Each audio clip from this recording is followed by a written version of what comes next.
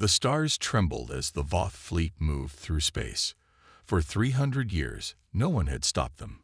30 alien worlds had fallen, one after another, like dominoes in a row. The Voth did not know defeat. They did not understand failure. Supreme Commander Drav stood on the bridge of the flagship, his tall frame casting a long shadow across the control room. His gray skin reflected the blue light of nearby screens, and his 4 eyes blinked in sequence as he studied the holographic display of their next target. "Such a small world," he said. His voice was deep and emotionless. "Blue and green, mostly water." Captain Mev nodded. "Yes, Commander. The natives call it Earth. And these, humans, what do we know about them?" Mev touched several buttons on his control panel. Images appeared in the air. Cities, vehicles, weapons. They are young. Their space travel is basic. They have only visited their own moon and sent simple machines to nearby planets. Drav made a sound that might have been a laugh, and yet they refused our terms. "Yes, Commander." They rejected surrender.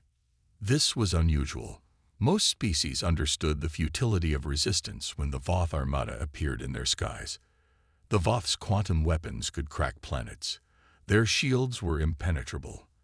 Their ships moved faster than light itself. What could Earth possibly do against such power? "Perhaps they don't understand what they face," said Drav. "Show them." Mev pressed another button. Outside, a beam of pure energy shot from the flagship. It traveled to a small outpost the humans had built on their moon. In less than a second, the outpost was gone, vaporized into nothing. "Send the message again," Drav ordered. The communications officer, Trell, transmitted the standard Voth ultimatum to Earth. Surrender and be assimilated, or resist and be destroyed. The Voth did not waste time with long negotiations or threats. Their message was always simple and direct. As they waited for a response, Drav walked to the viewing window. The Voth fleet stretched out before him. 500 warships, each capable of destroying a city. Beyond them hung the blue planet, seemingly peaceful. The Voth had built their empire through a simple but effective strategy. After conquering a world, they studied the defeated species, taking what was useful, biological adaptations, technological innovations, cultural strengths. Each victory made them stronger. Each new species added something to the collective.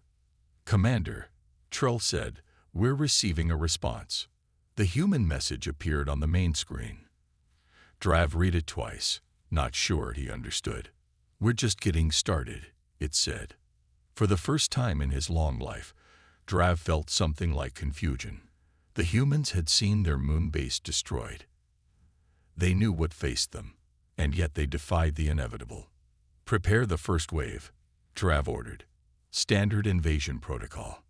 Around him, the Voth officers moved with efficient precision. They had done this many times before. Their minds were connected through a complex network that allowed instant communication. Like parts of a single organism, they functioned in perfect harmony. The invasion fleet broke away from the main armada, 100 ships descending toward Earth. They would target major population centers first, then military installations. Resistance would be measured, studied, and overwhelmed. It was a simple formula that had worked 30 times before. As Drav watched the ships move toward the blue planet, he felt the familiar calm of certainty. This would be like all the others. Within days, perhaps a week, Earth would join the growing list of conquered worlds. The humans would become another footnote in the unstoppable expansion of the Voth Dominion. He had no way of knowing that everything was about to change. Captain Jack Wilson stared at the giant screen in Earth's Defense Command Center. The alien message was clear: surrender or die. Around him, military leaders and government officials stood in stunned silence. The destruction of the moon base had killed 200 people in an instant. "They expect us to just give up," Jack said, his voice steady despite the fear gripping his chest. "They think we'll roll over like all the others." General Tom Reed, head of Earth's unified military forces, stepped forward.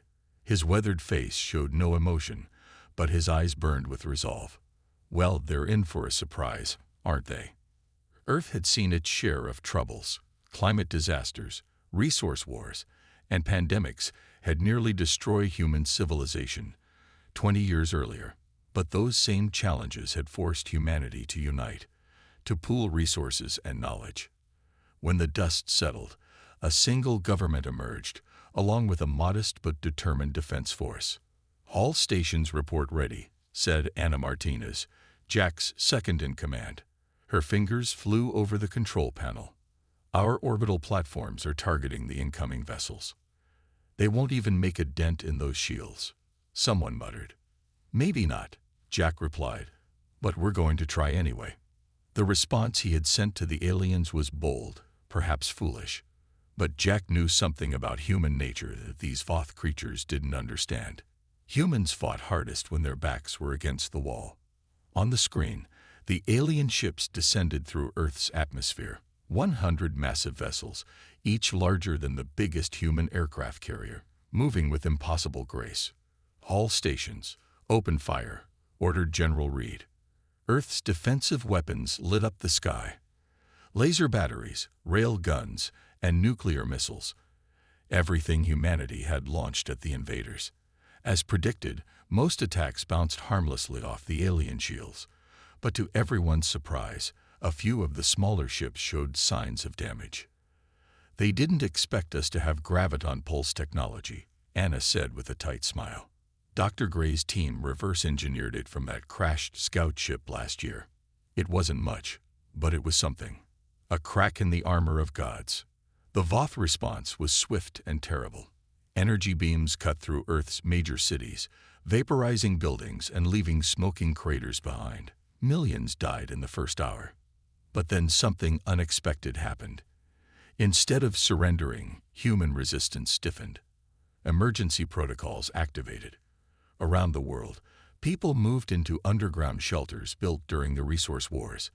Military bases hidden beneath mountains powered up. A network designed to function even if half the planet burned sprang to life. In the command center, communications expert Ellen Wright picked up transmissions between the alien ships. "They're confused," she reported. "They expected us to be broken by now." General Reed leaned over a tactical display. "Let's give them something else to think about. Launch Operation Hornet's Nest." Across the globe, thousands of small, unmanned drones took to the air. Individually, they were no threat to the massive alien warships. But they weren't meant to destroy. They were meant to distract.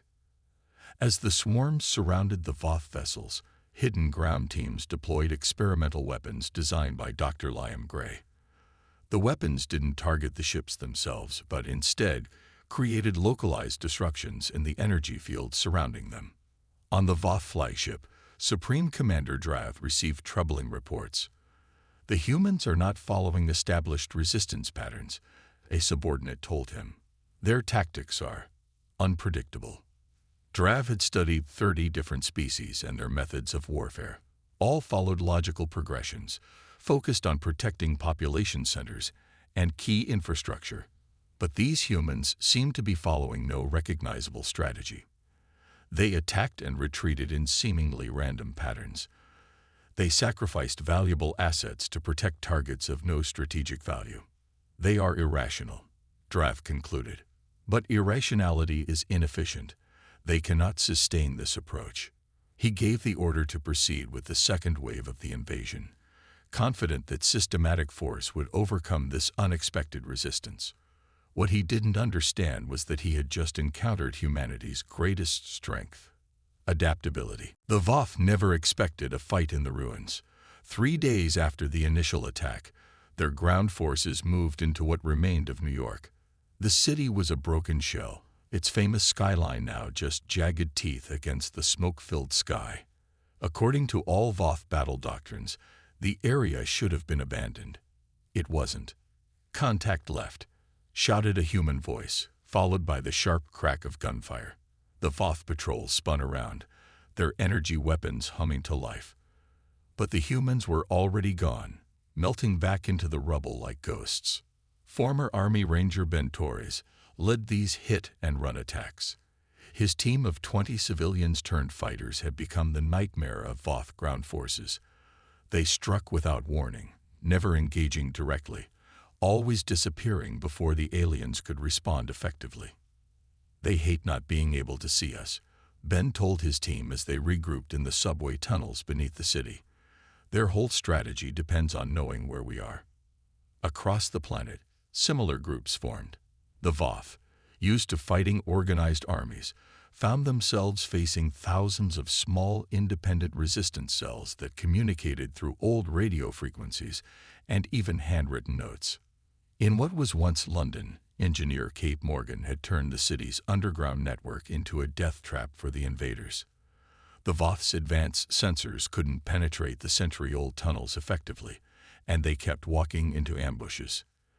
"They think the same way their computers do," Kate explained to her group as they rewired another section of tunnel. "Linear. Logical. That's why they can't handle what we're doing." Meanwhile, in a hidden facility beneath the Rocky Mountains, former game designer Mike Lee worked with military programmers to create something the aliens would never expect: a virus that could infiltrate Voth systems by mimicking their own communication patterns. "Their ships talk to each other constantly," Mike said, his fingers flying over the keyboard. "It's like they're all part of one mind. If we can get into that conversation, we can feed them false information." The Voth began to experience something new: confusion. Their hive mind communication, once their greatest strength, was becoming a weakness. When one ship received incorrect data, it spread to others instantly. Coordinated attacks fell apart as vessels arrived at wrong locations or fired on empty areas. On the flagship, Supreme Commander Drav struggled to understand what was happening. Reports from ground forces were troubling. The humans were not just resisting, they were adapting in ways the Voth had never seen. "They should be broken by now," Drav said, studying the battle displays. "We've destroyed their major cities, their governments, their military bases. Yet they continue to fight," Captain Mev replied. For the first time, there was a hint of uncertainty in his voice. "And our casualties are significant." This was unprecedented. The Voth had lost more troops in 1 week on Earth than in their last 5 planetary conquests combined. "Humans don't fight like the others," said the analysis officer. "Each group operates independently. There is no central command for us to target. When we destroy one cell, 3 more appear." Even more disturbing was what they found when examining captured human fighters. Unlike the Voth, who shared thoughts across their neural network, each human brain was completely isolated. Yet somehow they coordinated their actions without constant communication. "It's as if they can predict what others will do without direct contact," the science officer reported. "They call it intuition or common sense." Drav ordered a change in tactics. They would pull back from the cities and focus on control points, power stations, water supplies, food production. Surely the humans would surrender when faced with starvation. But even this approach failed. The humans had spent decades preparing for climate disasters. Many communities had become self-sufficient with their own power generation and food production. When the Voth cut off one resource, humans simply adapted to use another.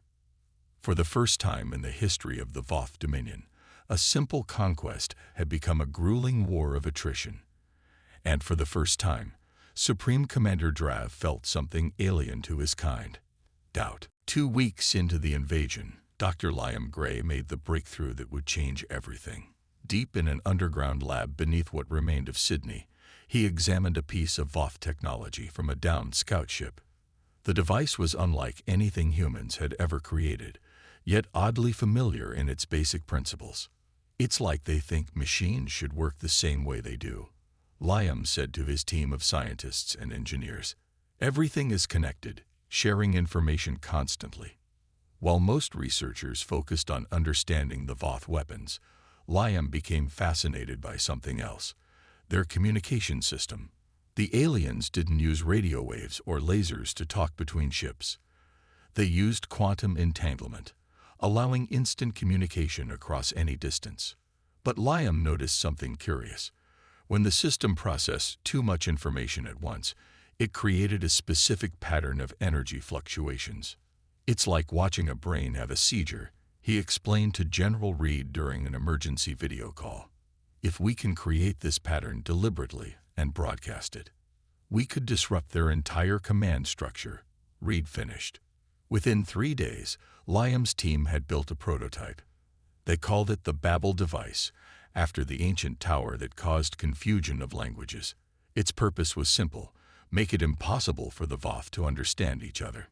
Meanwhile, on the Voth flagship, Supreme Commander Drav faced growing concerns from his officers. The conquest that should have taken days had stretched into weeks with no end in sight. "We've lost 17 ships and over 2,000 ground troops," Captain Mev reported. "And the humans have begun targeting our communication relays specifically." More troubling were the reports from the science division. The humans were learning Voth technology at an alarming rate. Captured weapons were being turned against them. Enemy tactics were evolving daily. "They're using our own shields against us," the tactical officer said with something like awe in his voice. They figured out how to reverse the polarity. Drav had never encountered a species that could adapt so quickly. The Voth process of studying and integrating useful traits from conquered peoples usually took months or years. These humans were doing it in days. The first test of the Babel device came during a major Voth assault on the remains of Beijing. As the alien ships moved into position, Ellen Wright activated the device from a hidden bunker. The effect was immediate and dramatic. Voth communications collapsed into chaos. Ships fired on each other. Ground troops received contradictory orders or no orders at all. "It's working," Ellen shouted into her secure line to command. "They're completely disorganized." For the first time since the invasion began, human forces launched a coordinated counterattack. Fighter jets, held in reserve until now, swarmed the confused alien vessels. Ground troops emerged from hiding to target disoriented Voth soldiers. The battle for Beijing ended with something that had seemed impossible just days before: a human victory. When news of the defeat reached Supreme Commander Drav, he did something unprecedented in Voth history. He called a retreat. "We need to regroup," he told his stunned officers. "This is not a surrender. It is a strategic withdrawal to assess and adapt." As the Voth ships pulled back to high orbit, humans worldwide celebrated their first major victory. But Jack Wilson and the other leaders knew this was just the beginning. "They'll be back," Jack told his team at command. "And they'll have figured out how to counter the Babel device. Then we'll come up with something else," Anna said confidently. "That's what we do best." What none of them realized was that something even more significant was happening aboard the Voth fleet. For the first time, individual Voth were beginning to question the collective will.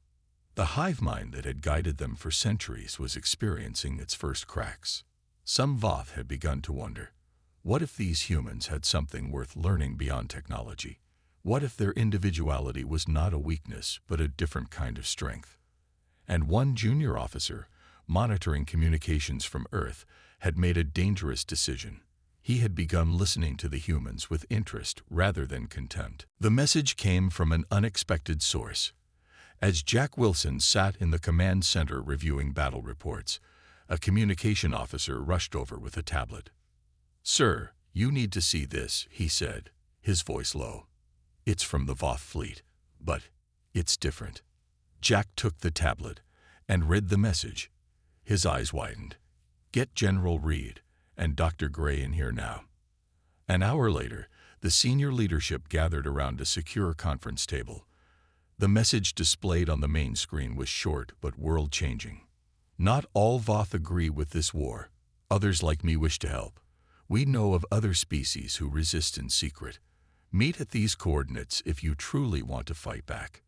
"It could be a trap," Anna Martinez said, always the cautious one. "Or it could be the alliance we desperately need," Jack replied. After heated debate, they decided to send a small team to the coordinates, a remote area in what was once northern Canada. Jack insisted on leading the mission himself. 3 days later, Jack's small ship landed in a snow-covered valley. With him were Dr. Gray, communications expert Ellen Wright, and a small security team. They waited nervously, weapons ready. When the Voth ship appeared, it was smaller than the warships they had faced, clearly a scout vessel. A single figure emerged, walking slowly through the snow. "I am Officer Wren," the alien said. His voice sounded different from the flat tones they had heard in Voth transmissions. "I speak for those who question." What followed was the most important conversation in human history. Wren explained that the Voth's conquests had subjugated many species across the galaxy. Most had been fully integrated into the hive mind, but some maintained secret resistance movements. "Your people have done what none could do before," Wren said. "You have made the Voth doubt. You have shown that individual minds working separately can be stronger than minds working as one." Wren revealed that he had been in contact with underground movements on 12 different worlds. Each had watched Earth's resistance with growing hope. "If humans can provide the strategy and leadership, others will join the fight," he said.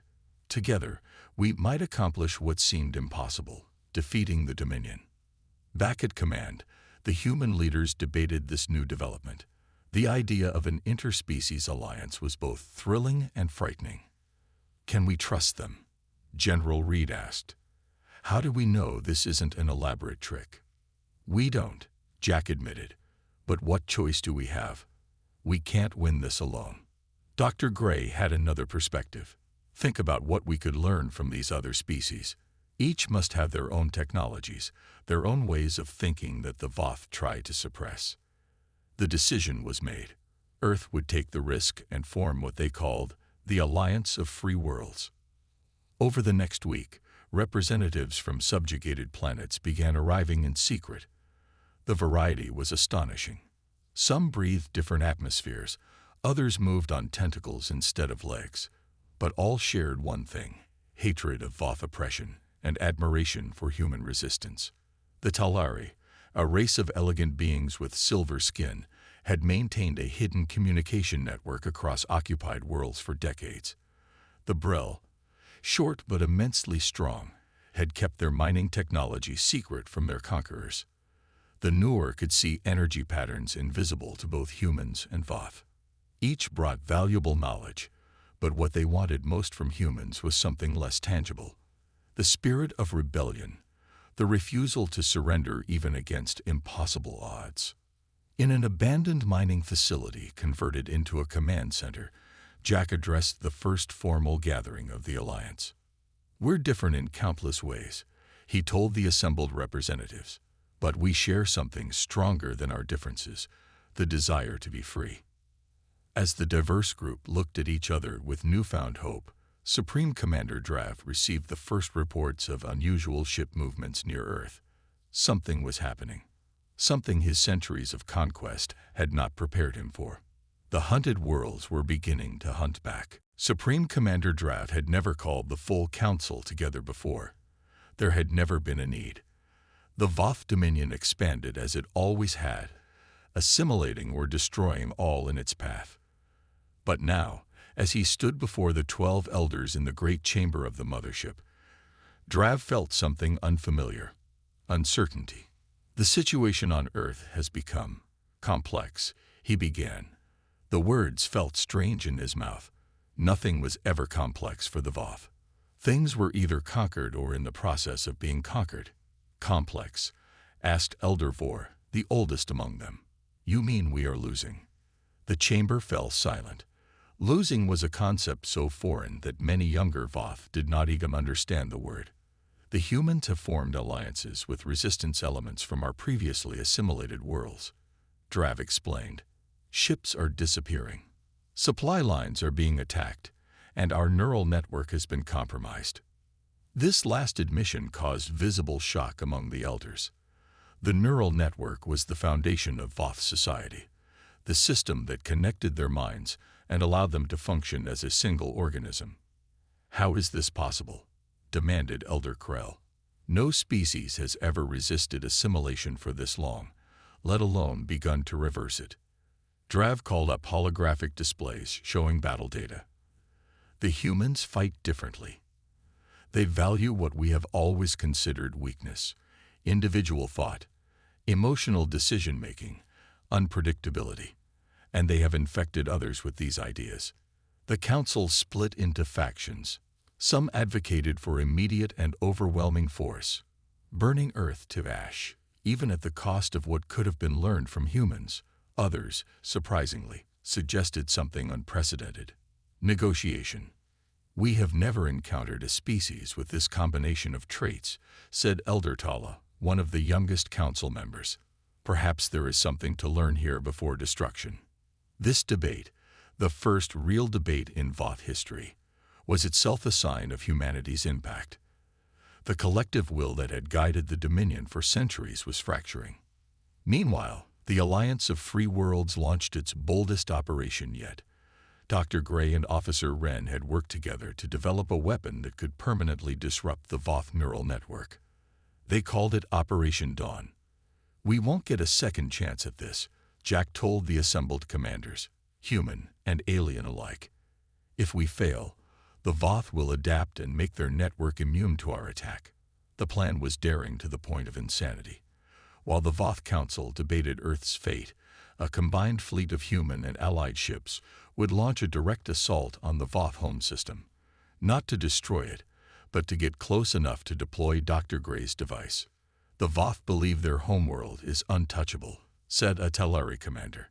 "They have never needed to defend it, which is why they'll never expect us to attack it," Jack replied. The Alliance fleet moved out, using a combination of human stealth technology and Nor energy masking capabilities to avoid early detection. The ships were a strange mix: human vessels with makeshift improvements, ancient Brel mining craft converted to warships, sleek Talari scouts. None were a match for Voth destroyers individually, but together they formed something new, a force of pure unpredictability. When they arrived at the edge of the Voth home system, alarm spread through the Dominion fleet. Ships that should have been defending Earth were suddenly called back to protect their homeworld. On the mothership, the council meeting was interrupted by emergency alerts. "Impossible," Drav said as he studied the tactical display. "They cannot have reached our core systems." But the evidence was undeniable.